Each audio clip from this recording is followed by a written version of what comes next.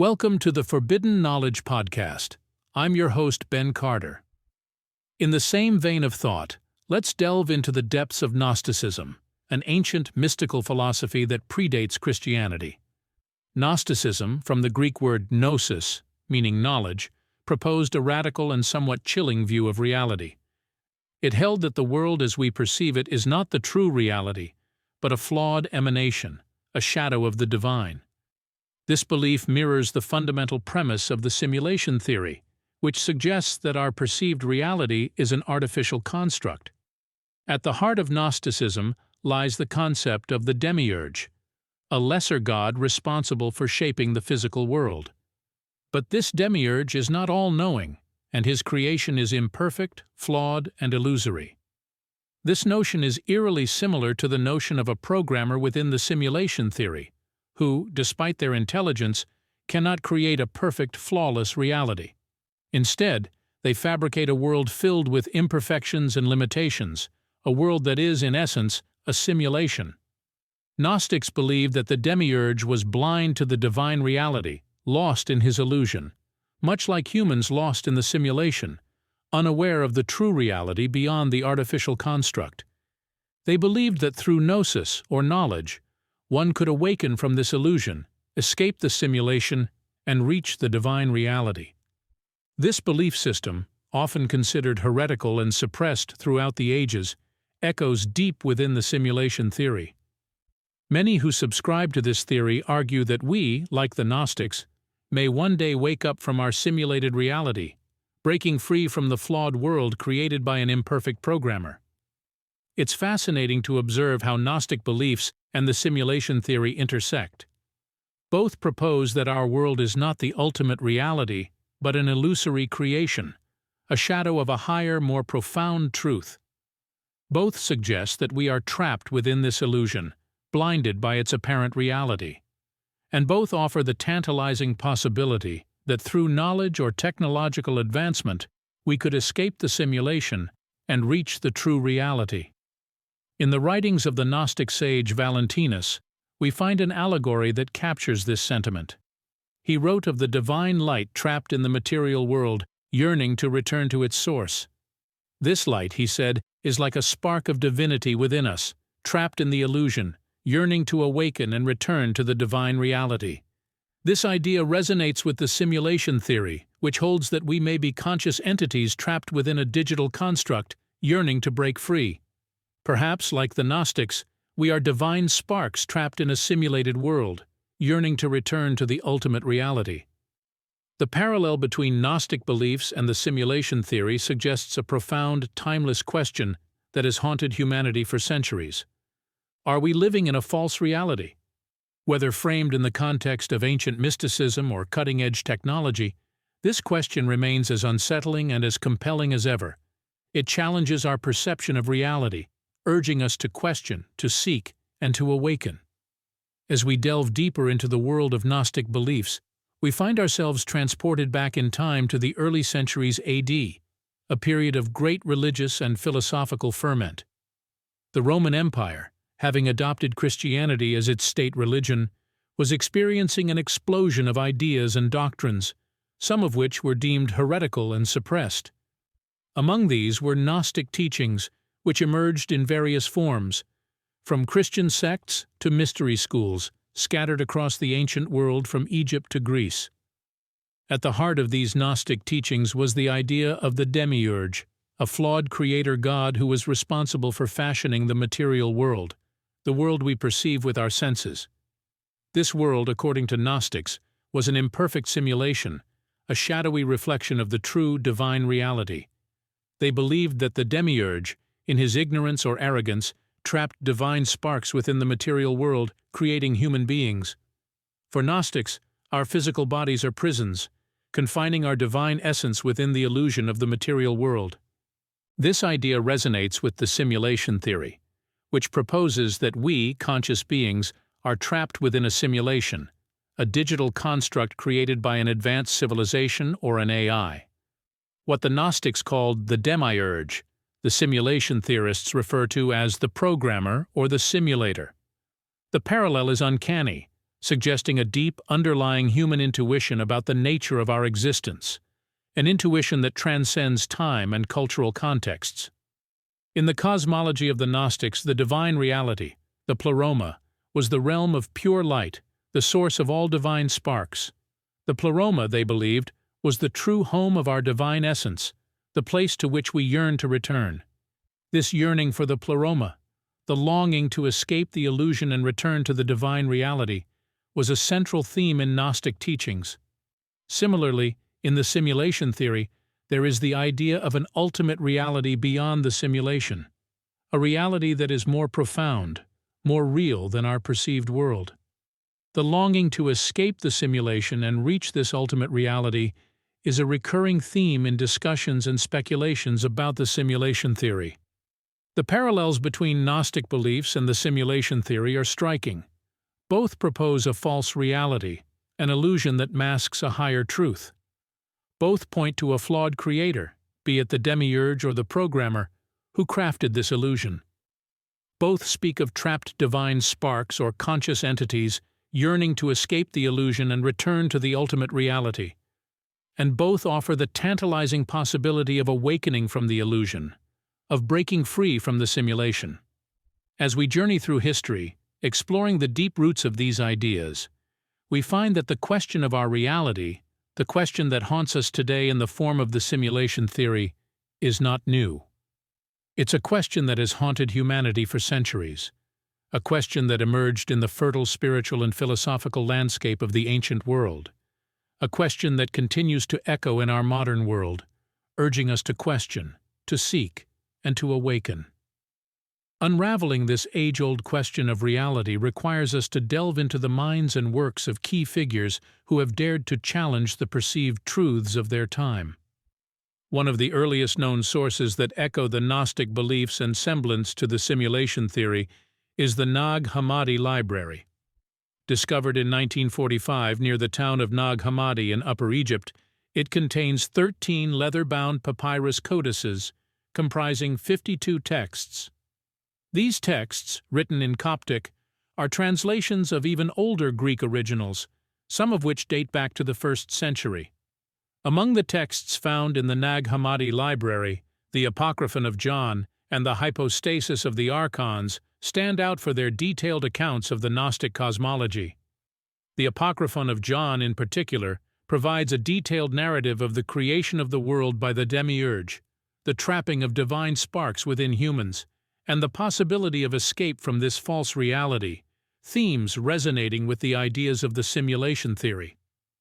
The discovery of the Nag Hammadi texts provided a treasure trove for scholars, offering insights into the Gnostic beliefs and their parallels with the modern simulation theory. However, these ideas have not been limited to ancient texts alone. Throughout history, various figures have voiced similar sentiments. In the 17th century, philosopher and mathematician René Descartes posed a radical question in his Meditations on First Philosophy. He wondered if everything we perceive is merely a dream or an illusion created by an evil demon. Despite the difference in terminology, Descartes' evil demon mirrors the Gnostic Demiurge and the programmer of the simulation theory, each representing a deceptive entity creating a false reality. Moving further into the 20th century, British philosopher Nick Bostrom formalized the simulation theory in his seminal paper, Are You Living in a Computer Simulation? His hypothesis, now known as Bostrom's trilemma, suggests that one of the following must be true. Civilizations go extinct before they can simulate reality. Advanced civilizations are not interested in running simulations, or we are almost certainly living in a simulation. As we move through the annals of human history and thought, we find that the echoes of a simulated reality ring loud and clear. From ancient scrolls to philosophical musings, from Gnostic beliefs to modern theories, these ideas persistently resurface, challenging our perception of reality. They beckon us to look beyond what we see, to question the nature of our existence, and to dare to believe in the possibility of an unseen, ultimate reality. At its heart, the simulation theory posits that we, as humans, are living in a simulated reality, akin to a sophisticated video game or virtual reality. This reality is thought to be controlled by some higher intelligence, which could range from an advanced post-human civilization to a non-human entity, such as an alien species or artificial intelligence. This higher power, referred to as the programmer in the context of the simulation theory, holds a striking similarity to the Gnostic Demiurge, both being creators of a false reality. One of the most disruptive claims of the simulation theory is that our physical laws, which we understand as fundamental, may merely be parameters set by the programmer. This implies that the laws of physics could potentially be changed or suspended at the will of this higher power. This proposition stands in stark contrast to the traditional scientific belief that the laws of nature are immutable. Another provocative aspect of the simulation theory lies in its implication that our entire universe, with its billions of galaxies, could merely be a small piece of a much larger multiverse. This echoes the Gnostic belief of multiple realms of existence, where the physical world is just one facet within a more complex cosmology. However, the most profound disruption to our conventional understanding of reality comes from the idea that our consciousness is not an emergent property of our physical brains, but a separate entity entirely, existing outside of the simulation. This concept, which directly challenges the materialist paradigm that dominates mainstream science, aligns with the Gnostic belief that our true selves are divine sparks trapped within the material world. For further evidence, proponents of the simulation theory often point to anomalies within quantum mechanics. The peculiar behavior of particles in quantum experiments, such as the wave-particle duality and quantum entanglement, are seen as hints of a simulated reality. This is where the simulation theory veers into the realm of the untestable, as these anomalies, while not fully understood, are not conclusive proof of simulation. The simulation theory also intersects with the concept of solipsism, the philosophical idea that one's mind is the only thing that can be known to exist. If our reality is a simulation, then it's possible that each individual might be the only true consciousness within it, with everyone else merely being non-player characters or NPCs, programmed by the simulator. This idea, while intriguing, introduces a level of existential isolation that can be deeply unsettling. These provocative claims, while challenging to our conventional understanding of reality, are part of what makes the simulation theory so compelling. From questioning the nature of physical laws to challenging the materialist understanding of consciousness, this theory, much like the ancient Gnostic beliefs, invites us to look beyond the surface and question the very fabric of our reality. The scientific evidence that might support the simulation theory can be found in several branches of modern research, each with its own set of fascinating yet puzzling discoveries. One of these is the field of archaeology, particularly the study of megalithic structures. Many ancient structures, such as the pyramids of Giza or Stonehenge, showcase an understanding of geometry and mathematics that is surprisingly advanced. The precision with which these structures were built, coupled with the lack of historical context explaining how such knowledge was obtained, has led some to suggest that these ancient cultures had access to information that we do not understand. Carbon dating, a scientific method used to determine the age of ancient artifacts and fossils, also presents intriguing anomalies. There have been instances where carbon dating results contradicted historical records, or where different parts of the same artifact yielded different dates. While these inconsistencies could be due to contamination or error, they also leave room for speculation. The field of genetics also offers potential evidence. DNA, the blueprint of life, is composed of complex codes that govern the development and functioning of all living organisms. Some scientists have noted that the inherent complexity and precision of DNA resemble a meticulously designed software, begging the question, could this be evidence of a programmer? Sacred geometry, a concept found in many ancient cultures, is another intriguing piece of the puzzle. This involves the belief that certain geometrical shapes and proportions have a special, sacred, or otherwise significant meaning. Many of these patterns are found in nature, from the spirals of galaxies to the structures of tiny snowflakes, suggesting a fundamental order or design to our reality. Modern science, for all its advancements, has yet to fully explain these phenomena. The precision of megalithic construction, the anomalies of carbon dating, the complexity of DNA, and the pervasive patterns of sacred geometry all hint at a reality that is more complex than we currently understand. However, while these findings are intriguing, they are not conclusive proof of a simulated reality. They could equally be evidence of lost civilizations, alien intervention, or simply the inherent complexity of nature. The line between evidence and interpretation is thin, and while these findings may suggest a simulated reality to some, to others they may simply be examples of the rich and complex nature of our universe. But this is what makes the simulation theory so captivating. It weaves together disparate threads of evidence from across the scientific spectrum, inviting us to question, to probe deeper, and to consider the possibility that our understanding of reality is far from complete. It challenges us to look beyond the surface, just as the ancient Gnostics did, and to consider that our reality might be more than what our senses perceive. The idea of the simulation theory and its intriguing ties to ancient Gnostic beliefs have not been met with universal acceptance.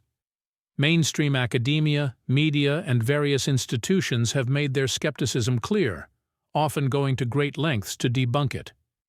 Their reasons, while ostensibly based in scientific rigor and skepticism, reveal more complex motivations when examined closely. Consider academia, the bastion of knowledge and research. The simulation theory is often dismissed as a fringe concept, an intellectual curiosity rather than a serious subject for scientific investigation. This is not entirely unexpected. The scientific method is, by design, rigorous and conservative, focusing on observable, empirical, measurable evidence and the formulation, testing, and modification of hypotheses. The simulation theory, with its reliance on conjecture and interpretation, is seen as a departure from these principles. It's often viewed as a form of pseudoscience, akin to astrology or alchemy. This is despite the fact that some of the most respected minds in science, such as Neil deGrasse Tyson and Elon Musk, have openly expressed their interest in the concept. Media, too, has played a role in suppressing the theory.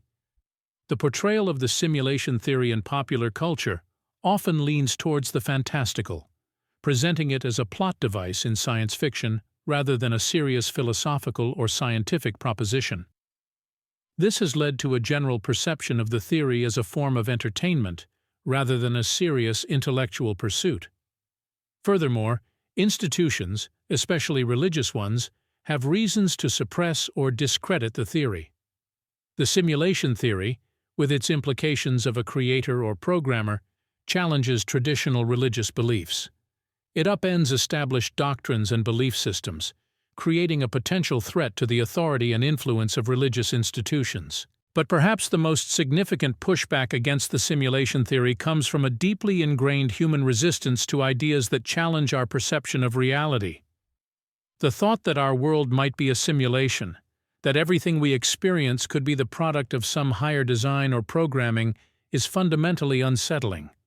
This resistance is not new. Throughout history, revolutionary ideas, from the heliocentric model of the solar system to the theory of evolution, have faced vehement opposition before they were eventually accepted. The simulation theory, with its radical reimagining of reality, must navigate the same path of resistance. This pushback, while significant, is not necessarily a barrier to the acceptance of the simulation theory. History has shown that radical ideas often face the most opposition before they are eventually accepted. The simulation theory, by challenging our deepest held beliefs about reality, has predictably stirred controversy. But as with any theory, it can be refined, tested, and eventually either confirmed or disproved through the process of scientific inquiry. It is yet another testament to the enduring human desire to understand the nature of our existence. As we delve deeper into the implications of the simulation theory, we must consider its profound metaphysical and spiritual implications. To do so, we must first acknowledge the inherent duality that simulation theory suggests. On one hand, it paints a picture of a mechanistic universe, governed by algorithms and codes, where free will and consciousness may be nothing more than programmed illusions.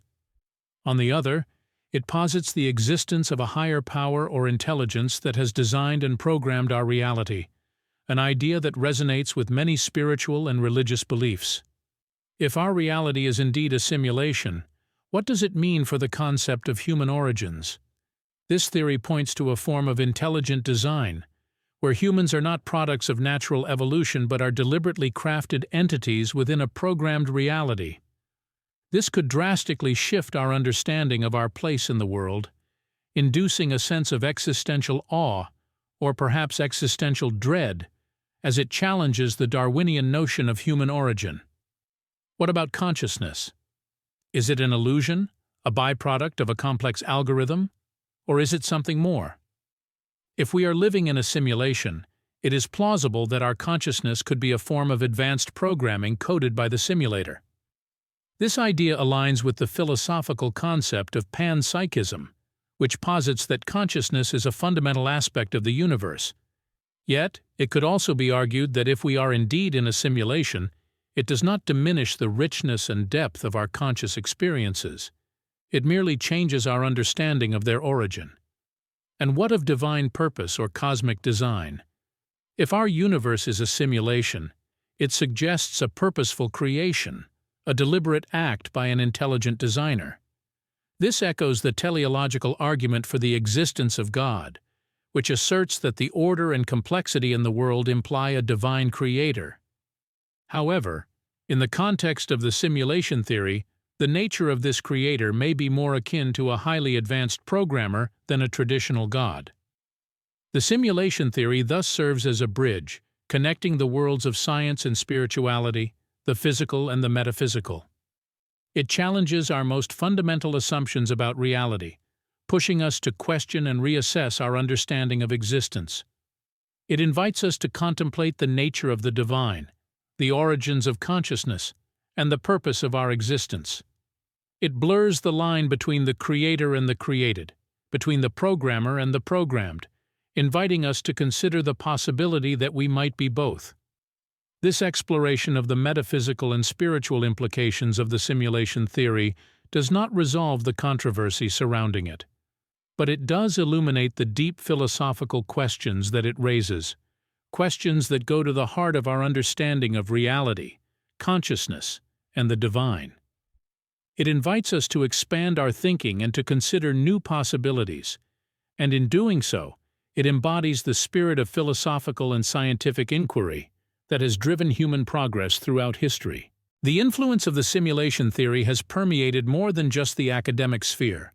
Its tendrils have reached into the realms of popular culture, shaping narratives and spawning myriad interpretations in books, films, animation, and online platforms.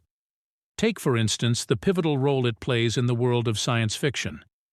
The seminal work, The Matrix, released in 1999, is perhaps the most iconic example of the simulation theory in film. In this dystopian future, human beings are trapped in a simulated reality, unaware they are being used as energy sources by sentient machines. The film's protagonist, Neo, is awakened to the truth, leading to his rebellion against the system. The simulation theory is not just a plot device here, it's the central theme, posing profound philosophical questions about the nature of reality and our perception of it.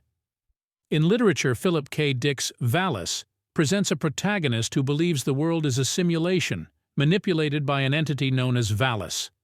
This entity, an acronym for Vast Active Living Intelligence System, manipulates reality and reveals hidden truths to the protagonist, drawing parallels to Gnostic beliefs of a false reality governed by a higher power.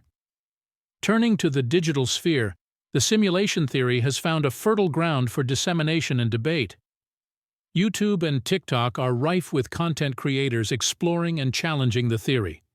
From detailed explanatory videos to thought experiments, these platforms have become a stage for the theory to be dissected, discussed, and disseminated. This engagement has only intensified as virtual reality technologies advance, making the theory more tangible to the average person. Meanwhile, online communities on platforms like Reddit have become hotbeds for simulation theory discussions. These communities, often self-labeled as truth-seeking, delve into the intricacies of the theory, contributing to its ongoing evolution. They also serve as forums for sharing personal experiences that members interpret as evidence of living in a simulation. Documentaries, too, have delved into the simulation theory, often juxtaposing it with quantum physics, consciousness studies, and spiritual beliefs. A Glitch in the Matrix, released in 2021, explores the simulation theory through the lens of cultural, scientific, and philosophical perspectives, highlighting its impact on our collective consciousness. The portrayal of the simulation theory in popular culture speaks volumes about its grip on our collective imagination. It shows how this mind-bending concept has transcended its academic origins, seeping into the fabric of our shared narratives.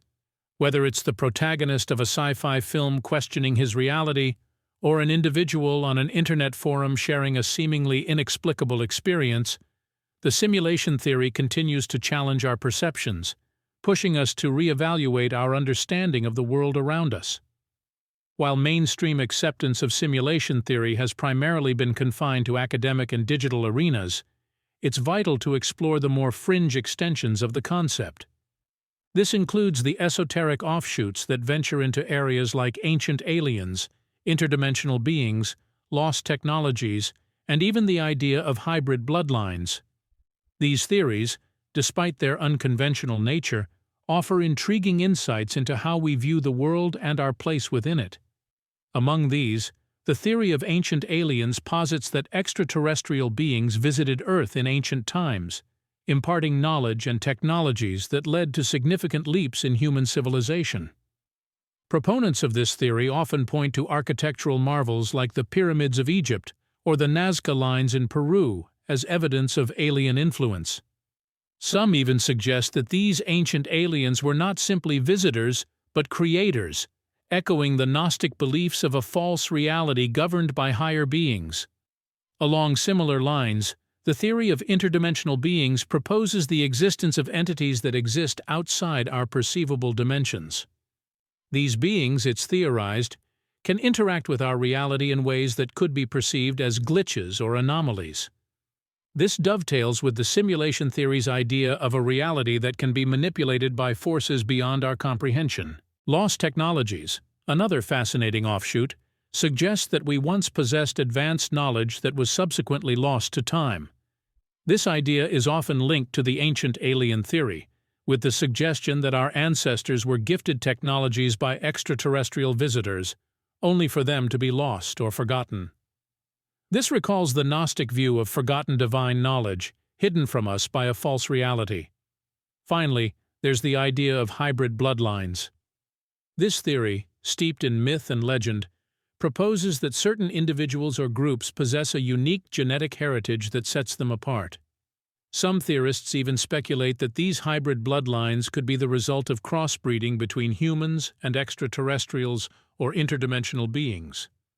While this theory strays far from mainstream discourse, it nonetheless reflects the Gnostic notion of a chosen few possessing knowledge of the true reality. These fringe theories, with their tales of ancient aliens, interdimensional beings, lost technologies, and hybrid bloodlines, might seem outlandish to many. However, they underscore the human desire to understand the nature of our reality. They push the boundaries of our imagination and challenge accepted norms, just like the simulation theory. Whether or not we accept these theories, they continue to invite us to question, to wonder, and to seek the truth about our existence. And so, we find ourselves on the precipice of the unknown. The theories and beliefs we have explored, from the ancient Gnostic view of a false reality to the modern simulation theory, all echo the same haunting question. What is the true nature of our existence? Every generation, every culture, every individual throughout history has grappled with this fundamental mystery, seeking the elusive truth that lies just beyond our grasp. The concepts we've discussed, outlandish as some may seem, are but expressions of this eternal quest. They challenge us to look beyond the surface of our everyday lives, to question the nature of our reality, and to consider the possibility that we are living in a world created and controlled by forces beyond our comprehension. The Gnostic belief of a false reality, governed by higher entities, is echoed in the simulation theory's proposition that our reality is an artificial construct manipulated by unseen programmers.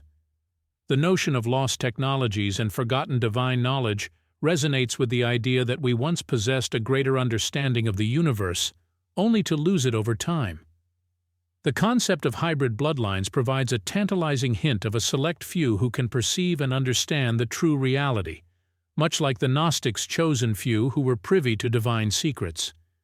Yet despite the parallels, the questions, and the wonder, we remain in the dark. We can speculate, theorize, and ponder, but the definitive proof of our reality's true nature remains as elusive as ever. The veil has not been lifted, the puzzle not solved, the secret not revealed. We stand, as we always have, on the threshold of knowledge, unable to cross. And so, we are left with a disquieting thought. What if it's all true? What if we are indeed living in a simulated reality, a cosmic puppet show orchestrated by a higher intelligence? What if our world is a mere shadow of a greater reality, a distorted reflection of the ultimate truth? This thought, chilling as it may be, is a testament to the human spirit's unquenchable thirst for knowledge and understanding. Our relentless pursuit of truth, our insatiable curiosity, our refusal to accept the world at face value, these are the traits that propel us forward, that drive us to question, to explore, to seek. Perhaps in the end it is not the answers that matter, but the questions themselves. For it is in the asking, in the seeking, in the doubting, that we truly engage with the mystery of our existence. The theories and beliefs we've explored may not provide the answers we seek, but they serve a vital purpose. They remind us to keep questioning, to keep wondering, to keep seeking. And so, as we delve deeper into the abyss of the unknown, we must remember, the truth is out there, waiting to be discovered. But until that day comes, we must continue to question, to explore, to dream. For in the words of the great philosopher Socrates, the only true wisdom is in knowing you know nothing. What if it's all true? What else are they hiding? What remains unexplained? Only time and our relentless pursuit of knowledge will tell. Thanks for listening. This has been another episode of the Forbidden Knowledge Podcast. If you enjoyed today's episode, be sure to follow us wherever you listen to podcasts. And if you'd like to support the show, subscribe to the Forbidden Knowledge Network on Patreon. Subscribe now.